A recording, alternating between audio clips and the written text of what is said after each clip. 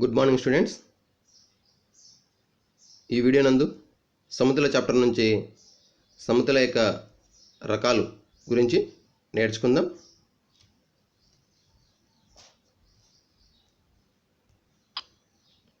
ముందుగా a = x such that x అనేది ఒకటి కంటే తక్కువైనటువంటి ఒక సహజ సంఖ్య. మరి ఒకటి కంటే తక్కువైనటువంటి సహజ సంఖ్యలు ఏమేమి ఉంటాయి? సో చూసినట్టయితే మనకి ఏ అనే సమితి తీసుకున్నట్టయితే ఒకటి కంటే తక్కువ ఉన్నటువంటి ఏ సహజ సంఖ్య కూడా ఉండదు. మరి ఉండకపోతే ఏ విధంగా రాయాలంటే ఈ విధంగా రాయాలి. ఒకవేళ మూలకం ఉంటేనే మూలకాలు కామాలతో వేరు చేస్తూ రాస్తాం. మరొక ఉదాహరణ చూద్దాం. ఎక్స్ సచ్ దట్ ఎక్స్ అనేది 2 చే భాగించబడే బేసి సంఖ్య. మనం బేసి సంఖ్య అనగానే 2 చే భాగించగా శేషం 1 వస్తుంది. మరి ఇక్కడ 2 చేత భాగించబడే సంఖ్యలు అంటే సరి సంఖ్యలు అవుతాయి. కాబట్టి బేసి సంఖ్యలు ఏమీ కూడా ఉండవు. సో డి = ఇక్కడ కూడా ఏం రాస్తాం? ఎంటీ బ్రేసెస్ రాస్తాం. ఓకే.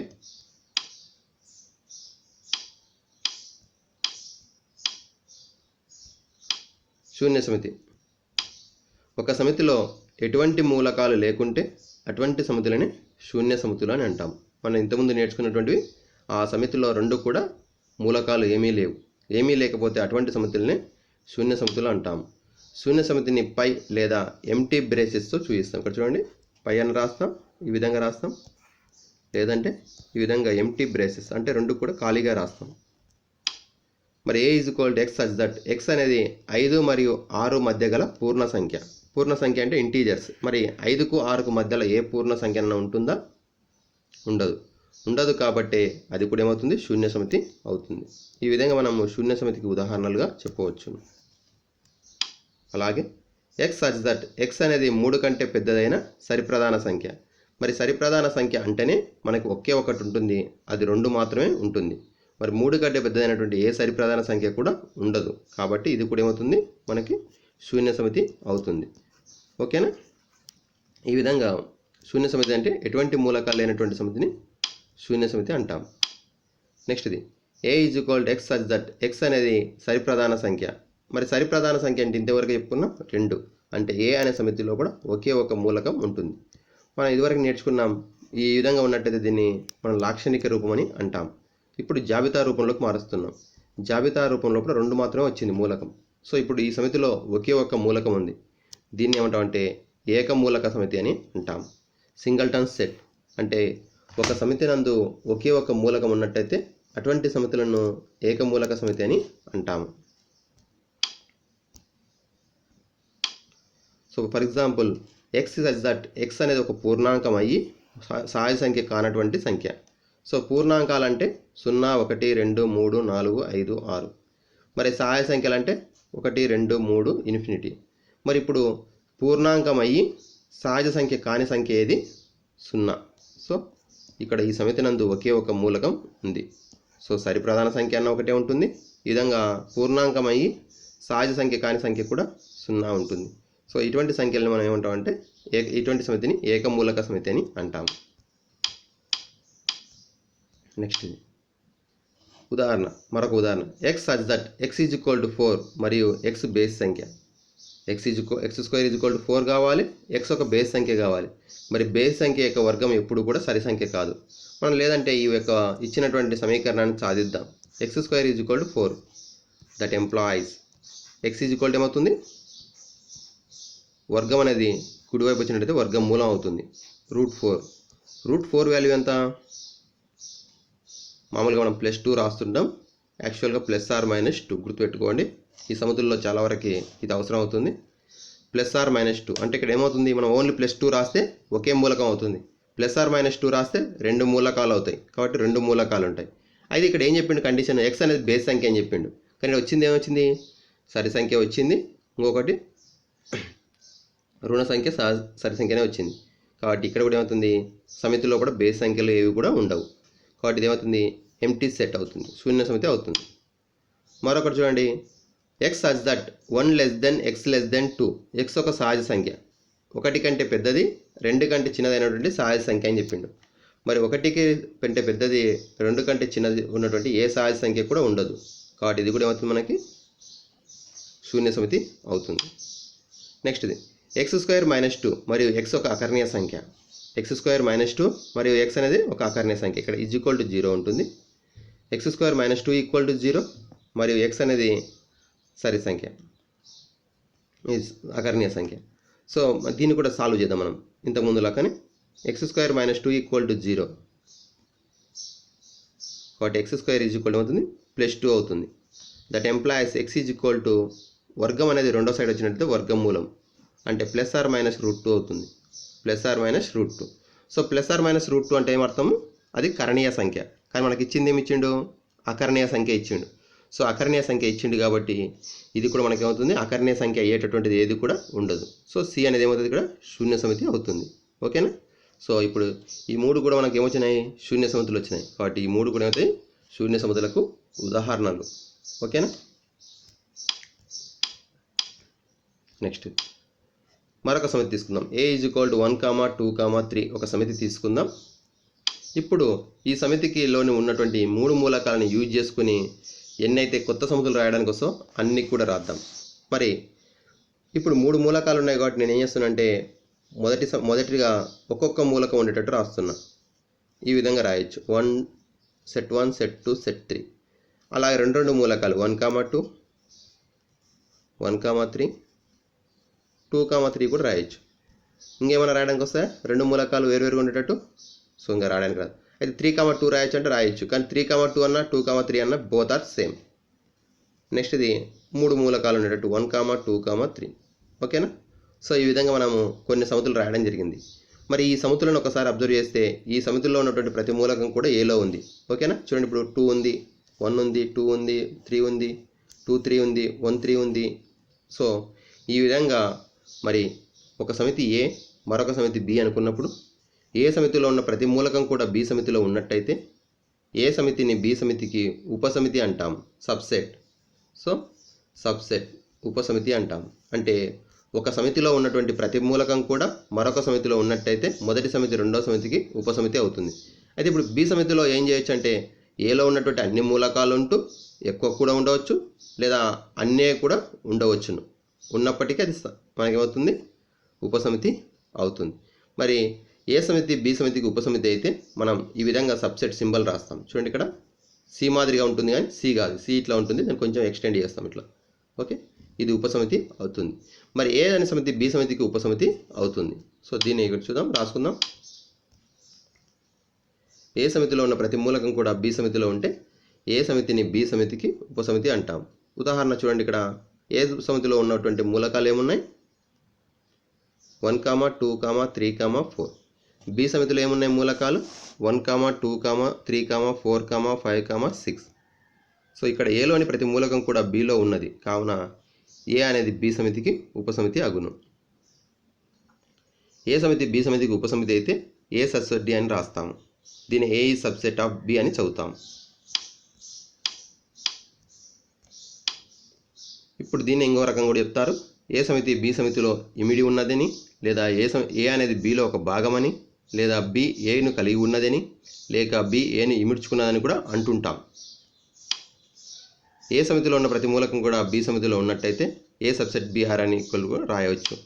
అలాగే మరి దీన్నే లాక్షణిక రూపంలో ఎట్లా రాస్తామంటే ఎక్స్ బిలాంగ్స్ టు ఏ అయితే ఎక్స్ బిలాంగ్స్ టు బి అవుతుంది. ఎక్స్ అనే మూలకం ఏలో ఉన్నట్టయితే ఎక్స్ అనే మూలకం బిలో ఉంటుందని చూపించడానికి ఈ విధంగా మనం సమితి సింబల్ బిలాంగ్స్ టు సింబల్ ఉపయోగించి రాయడం జరుగుతుంది. మనం ఇదివరకు నేర్చుకున్నాం న్యాచురల్ నెంబర్స్ సహాయ సంఖ్యలన్నీ కూడా పూర్ణాంకాలు అవుతాయి, పూర్ణాంకాలన్నీ కూడా పూర్ణ సంఖ్యలు అవుతాయి, పూర్ణ సంఖ్యలన్నీ కూడా అకర్ణీయ సంఖ్యలు అవుతాయి, అకర్ణీయ సంఖ్యలన్నీ కూడా ఏమవుతాయి? వాస్తవ సంఖ్యలు అవుతాయి. సో దీన్ని సబ్సెట్ ఉపయోగించి రాయడం జరిగింది.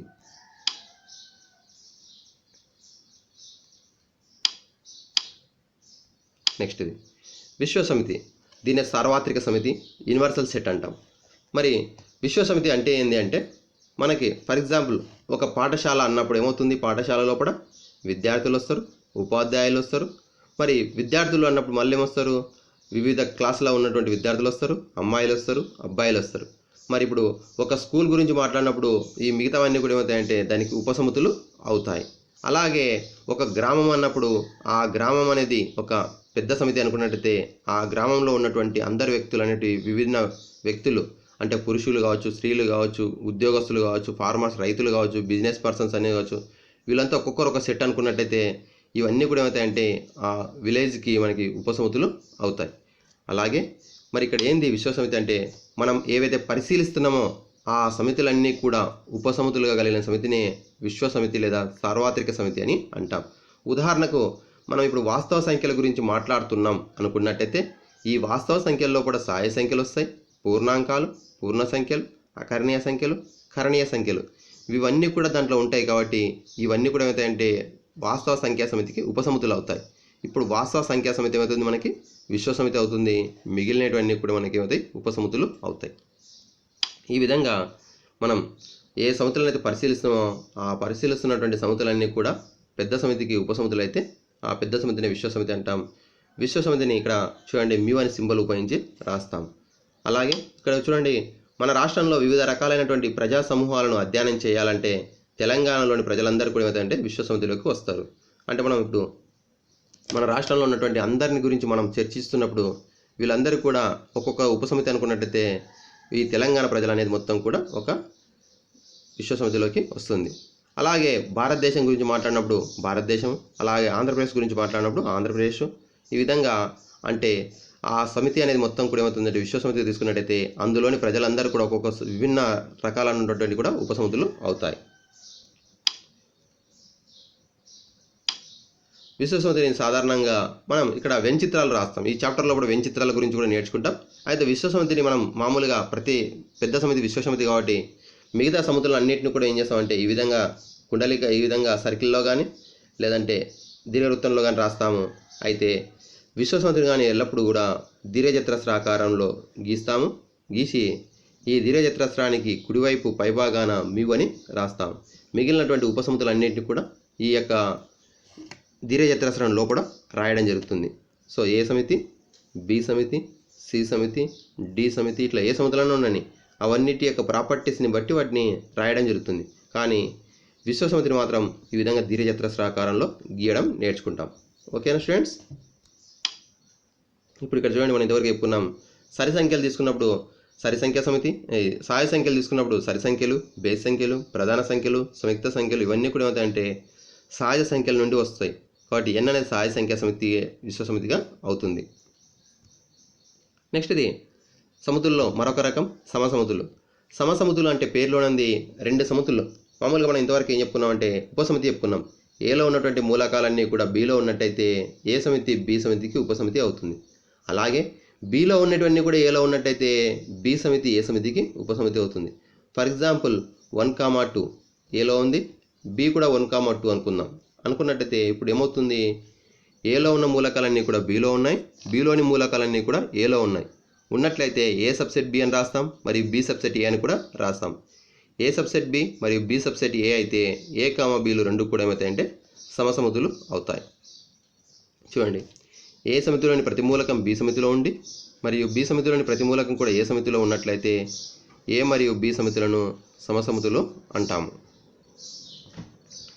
ఏ మరియు బిలు సమసమితులు అయినా ఏ ఈజ్ బిగా సూచిస్తాం. రెండు సమితులు సమసమితులు అయితే మధ్యలో ఏం రాస్తాం, ఏ ఈజ్ బి అని రాస్తాం. అలాగే ఏ సబ్సెట్ బి మరియు బి సబ్సెట్ ఏ అయితే ఏ ఈజ్ బి అవుతుంది. అలాగే రివర్స్, ఒకవేళ ఏ ఈజ్ బి రెండు సమితులు ఈక్వల్ టు అయితే ఖచ్చితంగా ఏమవుతుంది, ఏ సబ్సెట్ బి అవుతుంది మరియు బి సబ్సెట్ ఏ కూడా అవుతుంది. చూడండి ఇక్కడ. నెక్స్ట్ తుల్య సమితులు. మరి సమసమితులు వేరు, తుల్య సమితులు వేరు. మరి తుల్య సమితుల గురించి మాట్లాడాలంటే ముందుగా మనం ఒకసారి కార్డినల్ సంఖ్య అనేది గుర్తు చేసుకుందాం. మరి కార్డినల్ సంఖ్య అంటే ఏంటంటే ఇచ్చినటువంటి సమితి లోపల ఎన్ని మూలకాలు ఉన్నావో ఆ సంఖ్యనే కార్డినల్ సంఖ్య అంటాం. ఓకేనా? కార్డినల్ సంఖ్య అంటే ఒక సమితిలో ఎన్ని మూలకాలు ఉన్నావో చెప్పే సంఖ్యనే కార్డినల్ సంఖ్య అని అంటాం. ఏ సమితి యొక్క కార్డినల్ సంఖ్యను స్మాల్ ఎన్ ఆఫ్ ఏ అని రాస్తాం. స్మాల్ ఎన్ ఆఫ్ ఏ అని రాస్తాం కార్డినల్ సంఖ్య. మరి తుల్య సమితులు అంటే ఏంటంటే ఇక్కడ మూలకాలు సమానంగా ఉండవలసినటువంటి అవసరం లేదు. అలాగే ఏ సబ్సెట్ బి మరియు బి సబ్సెట్ ఏ కావాల్సినటువంటి అవసరం కూడా లేదు. అయితే ఏం కావాలి ఇక్కడ అంటే రెండు సమితులలోని మూలకాల సంఖ్య సమానం కావాలి. చూడండి, ఇక్కడ ఏ సమితిలోని మూలకాల సంఖ్య బి సమితిలో ఉన్నటువంటి మూలకాల సంఖ్యకు సమానం అయితే ఏ మరియు బి సమితులను తుల్య సమితులని అంటాము. ఏ సమితిలోని మూలకాల సంఖ్య బి సమితిలోని మూలకాల సంఖ్యకు సమానం అయిన ఏ మరియు బి సమితులను తుల్య సమితులు అంటాము. చూడండి, ఇక్కడ A is equal to set of elements 1, 2, 3. B సమితిలో ఉన్నటువంటి మూలకాలు ఏ, బి, సి. ఇప్పుడు ఏ సమితిలో ఎన్ని మూలకాలు ఉన్నాయి? 3. మనం ఇదివరకు చెప్పుకున్నాం కార్డినల్ సంఖ్య అంటాం మూలకాల సంఖ్యను. బి సమితిలో కూడా 3 మూలకాలు ఉన్నాయి. కాబట్టి ఏ, బి ఏమవుతాయి? రెండు కూడా తుల్య సమితులు అవుతాయి. గుర్తుపెట్టుకోండి, ఏమవుతాయి? తుల్య సమితులు. ఏ మరియు బిలు తుల్య సమితులు అయినట్లయితే దీన్ని ఏ విధంగా రాస్తామంటే ఇక్కడ చూడండి, ఈ విధంగా రాయొచ్చు, లేదంటే ఇక్కడ యారో మార్క్ పెట్టి కూడా రాయొచ్చు. తుల్య సమితులు. అదే సమసమితులు అయితేనేమో ఈజ్ఈక్వల్ టు రాస్తాం, సమసమితులకేమో ఈజ్ఈక్వల్ టు రాస్తాం, ఇక్కడేమో ఇది రాస్తాం. అయితే ఎప్పుడైతే సమసమితులు అవుతావో అప్పుడు చూడండి, for example A is equal to 1, 2, 3 ఇక్కడ రాస్తున్నా చూడండి రైట్ సైడ్. బిలో కూడా 1, 2, 3 ఉందనుకోండి. ఇప్పుడు ఇవి ఏమవుతాయి? సమసమితులు అవుతాయి, తుల్య సమితులు కూడా అవుతాయి. అంటే దీని నుంచి మనకి ఏమవుతుంది? సమసమితులన్నీ కూడా తుల్య సమితులు అవుతాయి. సమసమితులన్నీ కూడా తుల్య సమితులు అవుతాయి. కానీ తుల్య సమితులన్నీ కూడా సమసమితులు కావాల్సిన అవసరం లేదు. తుల్య సమితులన్నీ కూడా సమసమితులు కానవసరము లేదు. ఓకే, నెక్స్ట్ ఇది అపరిమిత సమితి, పరిమిత సమితి. So finite set, infinite set. మళ్ళీ ఫైనైట్ సెట్ అనే పేరులోనే ఉంది. పరిమిత సమితి అంటే ఒక సమితిలో ఉన్నటువంటి మూలకాల సంఖ్య లెక్కించడానికి వీలైతే దాన్ని పరిమిత సమితి అంటాం. లెక్కించడానికి సాధ్యం కాకపోతే దాన్ని అపరిమిత సమితి అని అంటాము. చూడండి, ఇక్కడ ఒక సమితి యందు మూలకాల సంఖ్య అపరిమితంగా లేదా లెక్కించడానికి వీలు కానట్టయితే ఆ సమితిని అపరిమిత సమితి అని అంటాము. ఉదాహరణకు ఇప్పుడు ఏలో ఉన్నటువంటి మూలకాలను ఒకసారి చూడండి. 1, 2, 3, 4 డాట్స్ ఉన్నాయి. డాట్స్ అంటే మీనింగ్ ఏంటి? ఆ సహజ సంఖ్యలు అనేటివి అదేవిధంగా కంటిన్యూస్గా వస్తున్నాయి అని అర్థం. మరి కంటిన్యూస్గా వస్తున్నాయి అంటే ఎంతవరకు వస్తున్నాయి? సో కౌంట్ చేయలేము, కాబట్టి ఇది అపరిమిత సమితి. ఎక్స్ సచ్ దట్, ఎక్స్ అనేది ఒక సంయుక్త సంఖ్య. సంయుక్త సంఖ్యలు కూడా అనంతంగా ఉంటాయి కాబట్టి కౌంట్ చేయలేము. X plus y equal to 3 అనే రేఖీయ సమీకరణం యొక్క సాధనాల సంఖ్య. X plus y equal to 3 అనే రేఖీయ సమీకరణం యొక్క సాధనాల సంఖ్య. చూడండి, ఇది ఒక రేఖీయ సమీకరణం. మరి దీనికి కూడా ఏమవుతాయి అంటే సాధనాలు అనంతంగా ఉంటాయి. ఎందుకు ఉంటాయి? 1 + 2 కరెక్టే, 2 + 1 కరెక్టే, 0 + 3 కరెక్టే, 3 + 0 కరెక్టే. అలాగే 3 + 2 మనకి -1 + 4 కరెక్టే, +4 - 1 కరెక్టే. ఎందుకంటే ఇక్కడ మనకి ఖచ్చితంగా సహాయ సంఖ్యలు అని చెప్పలేదు, దశాంశ సంఖ్యలు అని కావచ్చు, ఇంకా చాలా రాయొచ్చు. కాబట్టి ఇది కూడా ఏమవుతుంది? అనంత సమితి అవుతుంది. ఎక్స్ సచ్ దట్, ఎక్స్ అనేది 2 మరియు 3 మధ్య గల అకర్ణీయ సంఖ్య. సో అకర్ణీయ సంఖ్యల యొక్క సాంద్రత ధర్మం నేర్చుకున్నాం. 2 అకర్ణీయ సంఖ్యల మధ్యలో అనంతమైనటువంటి అకర్ణీయ సంఖ్యలు ఉంటాయి. కాబట్టి ఇక్కడ కూడా ఇది ఏమవుతుంది? ఎక్స్ సచ్ దట్, ఎక్స్ అనేది 2 మరియు 3 మధ్య కలిగినటువంటి అకర్ణీయ సంఖ్య. ఇది కూడా మనకి అపరిమిత సమితి అవుతుంది.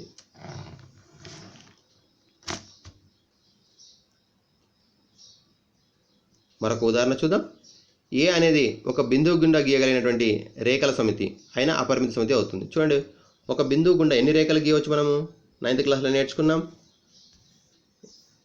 సో ఒక బిందువు గుండా అనంతమైనటువంటి రేఖలను గీయవచ్చు, కాబట్టి ఇది కూడా అపరిమిత సమితి అవుతుంది. వారంలోని రోజుల సమితి. వారానికి ఎన్ని రోజులు ఉంటాయి? 7 రోజులు మాత్రమే ఉంటాయి, కాబట్టి పరిమిత సమితి అవుతుంది. x² - 16 = 0 సమీకరణం యొక్క సాధన సమితి ఎస్ అనుకున్నట్టయితే ఎస్ అనేది పరిమిత సమితి. ఎందుకంటే x² = 16 అవుతుంది. x √16, √16 అంటే అవుతుంది +or -4. అంటే రెండే మూలాలు ఉన్నాయి కాబట్టి ఇది కూడా పరిమిత సమితి అవుతుంది. అలాగే ఒక సరళ రేఖపై ఉన్నటువంటి బిందుల సమితిని జీ అనుకుంటే జీ కూడా ఏమవుతుంది? అపరిమిత సమితి అవుతుంది.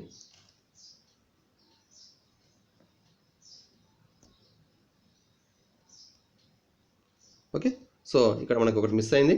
పరిమిత సమితి. ఒక సమితి నందు మూలకాల సంఖ్య పరిమితంగా ఉన్నట్టయితే ఇక్కడ రాస్తున్నా చూడండి, పరిమిత సమితి. సో దీన్ని మనం ఫైనైట్ సెట్ అంటాం, పరిమిత సమితి. ఒక సమితి నందు మూలకాల సంఖ్య మనకి లెక్కించడానికి సాధ్యమైతే దాన్ని పరిమిత సమితి అంటాము. ఎగ్జాంపుల్ సెట్ ఆఫ్ ఎలిమెంట్స్ 1, 2, 3 ఇది పరిమిత సమితి. అలా కాకుండా ఏ ఈజ్ ఈక్వల్ టు 1, 2, 3, డాష్ పెట్టి లాస్ట్లో అలా ఒక 100 ఇచ్చిననుకో ఇది కూడా ఏమవుతుంది? పరిమిత సమితి అవుతుంది. అలాగే 20 గల కారణాంకాల సమితి. 20 గల కారణాంకాల సమితి, కారణాంకాలు అనేటివి లెక్కించవచ్చు కాబట్టి ఇది పరిమిత సమితి అవుతుంది. అలా కాకుండా 5 యొక్క గుణిజాల సమితి ఒక సంఖ్యకు గుణిజాల అనంతం కాబట్టి అది అపరిమిత సమితి అవుతుంది. ఓకేనా? సో ఈ విధంగా పరిమిత సమితి అంటే లెక్కించడానికి సాధ్యం అవుతుంది. సో ఇంతకుముందు మనం నేర్చుకున్నాం కార్డినల్ సంఖ్య అనేది. కార్డినల్ సంఖ్య అనేది ఓన్లీ పరిమిత సమితులకు మాత్రమే ఉంటుంది. ఎందుకంటే అపరిమిత సమితులు అంటేనే లెక్కించలేము. లెక్కించలేనప్పుడు అసలు రాయడానికి వస్తుందా కార్డినల్ సంఖ్య? రాదు. కాబట్టి పరిమిత సమితులకు మాత్రమే కార్డినల్ సంఖ్య ఉంటుంది. ఓకేనా స్టూడెంట్స్? ఈ విధంగా మనము ఈ యొక్క చాప్టర్లో ఉన్నటువంటి సమితుల గురించి నేర్చుకోవడం జరిగింది. మరొక వీడియోలో కూడా సమితుల యొక్క పరిక్రియలు అంటే మామూలుగా సంఖ్యలకు అడిషన్, సబ్ట్రాక్షన్, మల్టిప్లికేషన్ ఉంటుంది కదా. సమితుల్లో అయితేనేమో పరిక్రియలు ఉంటాయి, కానీ అవి సమ్మేళనం, ఛేదనం, భేదం 3 రకాలుగా ఉంటాయి. సో ఆ మూడింటి గురించి మరొక వీడియోలో నేర్చుకుందాం. మీకు వీడియో నచ్చినట్లయితే లైక్ చేయండి, షేర్ చేయండి, అలాగే నా ఛానల్ని సబ్స్క్రైబ్ చేసుకోండి. మరిన్ని వీడియోల కోసం నా యొక్క యూట్యూబ్ ఛానల్ నందు ప్లేలిస్ట్లోకి వెళ్ళినట్టయితే మీకు సమితుల చాప్టర్ లోపల సమితులు కావచ్చు, వాస్తవ సంఖ్యలు కావచ్చు, లేదా నెక్స్ట్ వచ్చేటటువంటి అన్ని చాప్టర్స్ సంబంధించినటువంటి వీడియోస్ ఉండును. మీరు చూసి వరుసగా నేర్చుకోవచ్చును.